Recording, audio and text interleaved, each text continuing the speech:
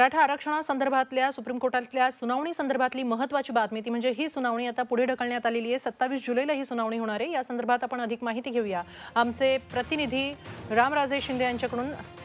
रामराजे, पुढील सुनावणी आता 27 जुलैपासून होते आहे। आजची सुनावणी थांबवलेली आहे।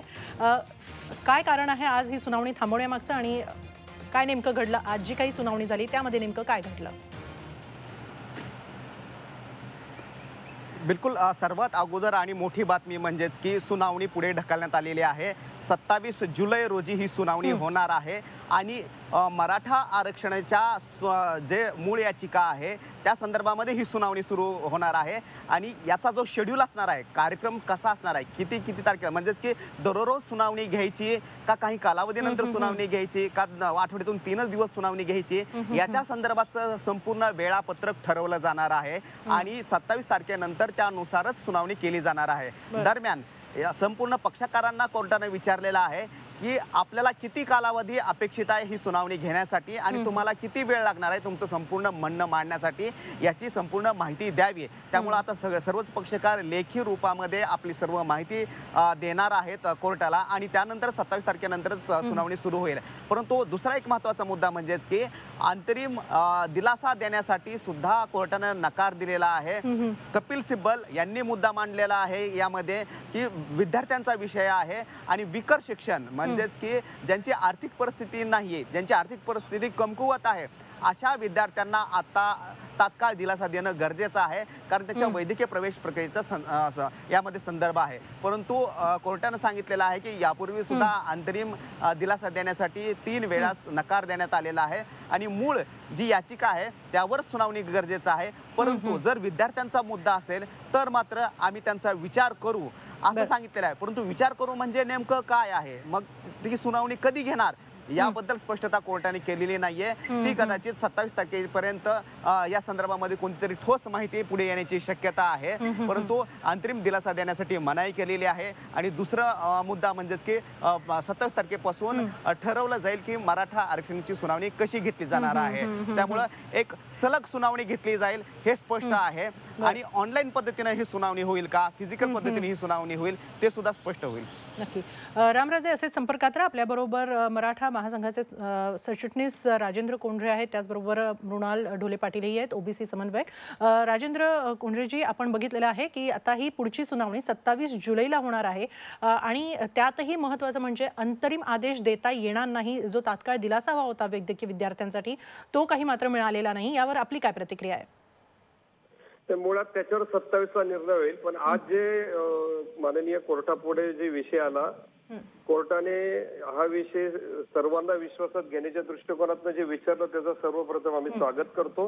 कारण आजच आमचं इंटरव्हेन्शनचं ऍप्लिकेशन कोर्टाने अलाव केलेलं आहे, त्यामुळे आम्हाला 27 तारखेला अधिक मजबूतीने सर्वांना बाजू मांडता येईल, त्यामुळे त्याचं स्वागत करतो। आणि माननीय कोर्टाने विद्यार्थ्यांच्या बाबतीमध्ये पूर्ण त्याची माहिती घ्यायला पाहिजे, परंतु प्राथमिक दर्शनी असं दिसतंय की विद्यार्थ्यांचा जो विषय आहे तोच साधारणतः 27 जुलै राहील। फायनल हिअरिंगच्या दृष्टिकोनातून आता कोविडच्या पार्श्वभूमीवर फायनल हिअरिंग आता सहज शक्य नाही असं आमची धारणा आहे।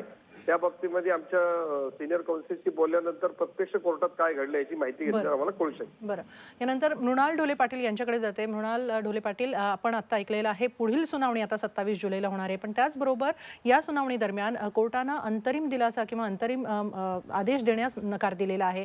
आपली यावर काय प्रतिक्रिया?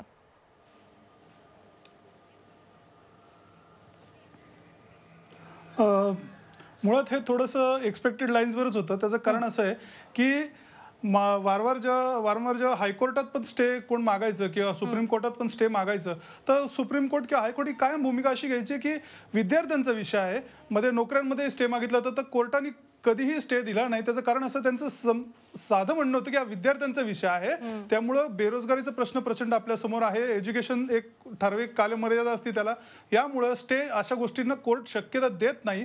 आणि याच्या आधी कोर्टाने वारंवार सांगितलेलं आहे की जो निकाल असेल तो सगळ्यांवर बांधील असेल, त्यामुळे स्टे दिलेलं नाहीये। हे कुठेतरी याच्या आधी कोर्टाने सांगितलं होतं, त्यामुळे हे थोडंसं एक्सपेक्टेड लाईन्सवरच होतं। याच्यानंतर जो विषय आहे की 27 तारखेला पुढे ढकलली, बऱ्याचशा नवीन इंटरव्हेन्शन्स त्यांनी अलाव केलेले आहेत। मुळात प्रश्न असा आहे की आता व्हर्च्युअल हिअरिंगद्वारा हे सगळं पॉसिबल होईल का? त्याचं कारण असं आहे की याच्यामध्ये त्यांना हजारो पानांचे ॲफिडेव्हिट्स आणि कागदपत्र तपासायची.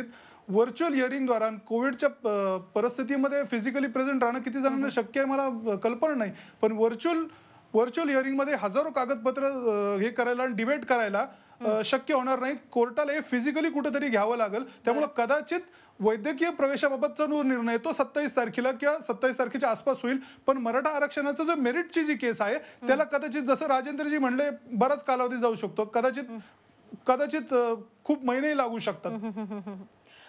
मृणालजी, तुम्ही आक्षेप घेतलेला आहे या आरक्षणाला, पण तो नेमका आता का आक्षेप घेतलात? नाही, मुळात विषय असा आहे की आम्ही ओबीसीचं आरक्षण जिथं ओबीसीचे हित कुठेही बाधित होत नव्हते, ओबीसीचे हित जर अबाधित राहत होते तर आम्ही कुठल्याही आरक्षणाला आम्ही काही विरोध केलेला नाही. मराठा आरक्षणाला आम्ही समर्थन अशासाठी दिले. फक्त ते पर्सेंटेज काय असावं, 50% मर्यादाचं सुप्रीम कोर्ट काय म्हणतंय हे मीच नाही किंवा ओबीसीच नाही तर पूर्ण देश या खटल्याकडे अशासाठी बघताय कारण मुळात महाराष्ट्र स्टेटनी 50% मर्यादा ओलांडलेली. बरं, जेव्हा ओलांडली याच्या आधी तर कधी टिकलं नाही सुप्रीम कोर्टमध्ये, पण मुळात जेव्हा हे ओलांडली त्याच्या आधी पार्लिमेंटनीच एक कायदा केला होता ईडब्ल्यूएसचा. पार्लिमेंटनी कायदा करूनच 50% मर्यादा ओलांडली होती. तर त्याच्यानंतर सुनावणीला येणारी ही पहिली केस आहे. त्यामुळं ओबीसी समाजाचंच नाही तर अख्ख्या देशाचं लक्ष या केसकडे आहे की याच्यामध्ये सुप्रीम कोर्ट काय भूमिका घेत आहे.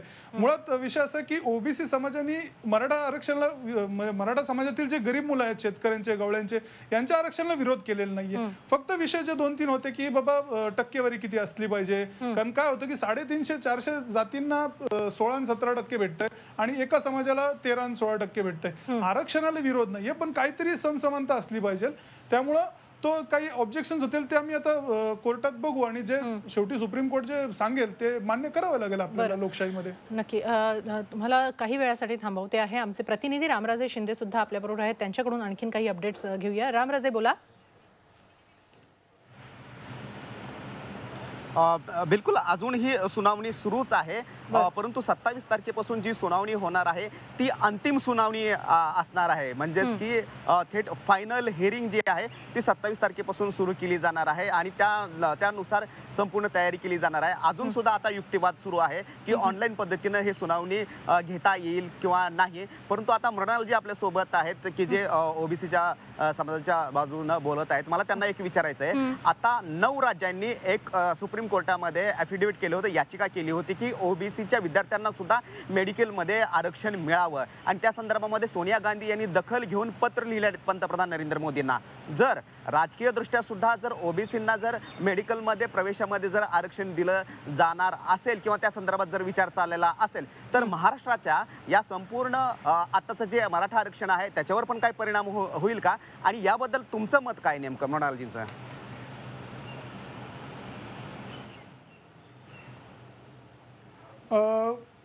बरोबर आहे, आपला प्रश्न अत्यंत महत्त्वाचा आहे. पण एक लक्षात घेतलं पाहिजे की आपण जे सीट्स बोलतोय या गेले 3-4 वर्षात जे मेडिकलचे सीट्स ओबीसींना भेटलेले नाहीये अख्ख्या देशभरात, ते साधारणतः 10,000 सीट्स भेटलेले नाहीयेत. त्याचं कारण असं आहे की ओबीसीचं आरक्षण यांनी लागू केलेलं नाहीये. आपल्याला लक्षात मेडिकलचं थोडंसं कॉम्प्लिकेटेड अशासाठी असतं, त्याच्यामध्ये ऑल इंडिया कोटा, त्याच्यात प्रचंड म्हणजे कोटाज इतके असतात. आणि आज पण मेडिकलचाच विषय असा आहे की मराठा आरक्षण आल्यानंतर ओपन समाजाला 3 ते 4% सीट्स भेटत आहेत. त्याच्यामुळे ते कोर्टात गेलेले. आज मराठा आरक्षण जे गेलेत ते कारण मेडिकलमध्ये सीट्सच उपलब्ध नाही आहेत. मेडिकलचं जर तुम्ही कोटा स्टडी केला तर 70-80% जवळपास कोटा होतो. त्यानंतर ओपन कॅटेगरीसाठी हार्डली 15 ते 20% उरतात. त्याच्यामध्ये नवीन जर आरक्षण आले तर ओपनची हे कमी होत जाते. आपण जो महत्त्वाचा मुद्दा मांडला तो अत्यंत महत्त्वाचा आहे की 10,000 सीट्स ओबीसीचे या गेल्या 4-5 वर्षात ओबीसीला जे ड्यू होते ते भेटलेले नाहीये. स्टेट कोटामधनं ते भेटलेले नाहीयेत. याच्याबद्दल सोनिया गांधींनी पंतप्रधानांना पत्र लिहिलंय. बऱ्याचशा स्टेट गव्हर्नमेंटनी सुप्रीम कोर्टमध्ये ॲफिडेव्हिट्स फाईल केलेत. तो विषय असा आहे की तो कोटा ड्यू होता आणि तो भेटलेला नाहीये. आजचा विषय थोडा वेगळा आहे. मराठा आरक्षणाने थोडासा जे ओपन कोट्यामधून आता मराठा आरक्षण भेटलेलं आहे आणि आता तो ओपन कोटा कमी झाल्यामुळं ते कोर्टात गेलेले आहेत. आणि ओबीसीचा जो ड्यू होता तो भेटलेला नाही आणि तो बॅकलॉग आहे. याच्यासाठी आम्ही सतत मागणी करत आलो की एक श्वेतपत्रिका ओबीसी आरक्षणावर केंद्र सरकारने काढावी आणि जो अनुशेष असेल जॉब्समध्ये, आता ऍडमिशन्स मध्ये तर शक्य नाही पण जॉब्समध्ये जो बॅकलॉग आहे तो भरून काढावा. त्याचं कारण असं आहे की दरवेळेस ओबीसीला कुठेतरी कॉम्प्रोमाइज करावं लागतं. नवीन आरक्षण आलं की ते ओबीसी मध्ये टाकलं जातं. जसं मागच्या महाराष्ट्र सरकारमध्ये झालं होतं की 2% एसबीसी आरक्षण दिलं होतं तर ते ऍडजस्ट 50%च्या आत करायचं तर ओबीसीचं ऍडजस्ट केलं तर जिथं 19% होतं ओबीसीचं आरक्षण ते 17%वर गेलं. तर असं जे ऍडजस्ट करत असतात त्यामुळे ओबीसीचा कोटा दरवेळेस कमी होत जातो आणि हे अशा सीट्स ड्यू राहतात. नक्कीच मृणालजी आणि राजेंद्रजी तसंच रामराजे तुम्हा सगळ्यांना धन्यवाद या सगळ्या चर्चेसाठी.